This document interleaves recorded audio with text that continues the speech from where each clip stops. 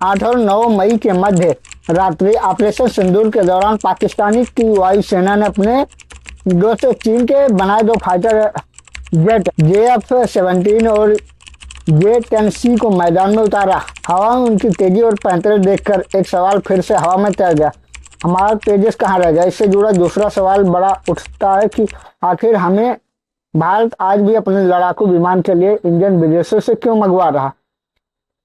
अब आप कहेंगे यार भारत तेजस बना ही चुका। हाँ बनाया जरूर, लेकिन इसके ऑपरेशन सिंदूर में इस्तेमाल को लेकर कोई ठोस जानकारी अभी तक नहीं मिली। और सबसे अहम बात, इस फाइटर जेट का दिल यानी इंजन तो अब भी बाहर से मंगाना पड़ता है।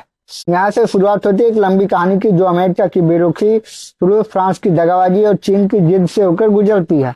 जब दुनिया इंजन बना रही थी तो हम सपनों में थे। फाइटर जेट का इंजन बनाना कोई बच्चों का खेल नहीं, ये एक ऐसा क्षेत्र है जहां अमेरिका, रूस, फ्रांस से दशकों से अरबों डॉलर झोंक रहे हैं। अमेरिका की JE और प्रैट वाइटनी जैसे ब्रांड इंजन मामले में Rafale Rolls Royce of the skies है।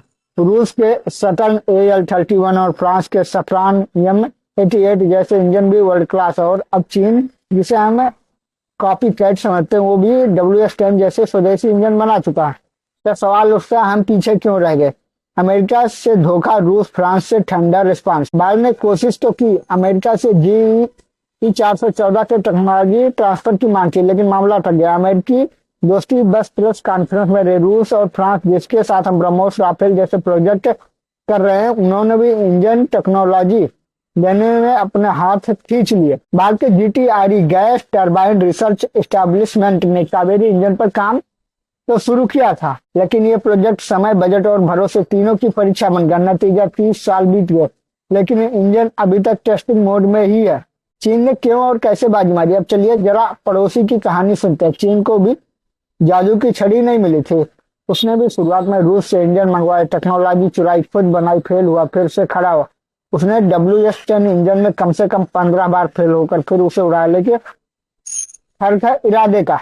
सरकार ने अरबों डॉलर झोंक दिए, रिसर्चर को फुल सपोर्ट मिला, प्राइवेट कंपनियों को भी साथ जोड़ा और इंतजार किया। आज नतीजा, J-10 और J-20 जैसे फाइटर अब मेड इन चाइना इंजन पर हवा चीरते हैं। इंजन बनाना इतना मुश्किल क्यों लगता है। फाइटर जेट का इंजन बनाना कोई मतलब आग से खेलना है। इसकी एक नहीं कई वजह है जिन्हें पॉइंट दर पॉइंट समझना होगा। 1600 सेल्सियस से ऊपर झेलने वाली मेटल चाहिए। माइक्रोमीटर लेवल पर परफेक्शन जरूरी है।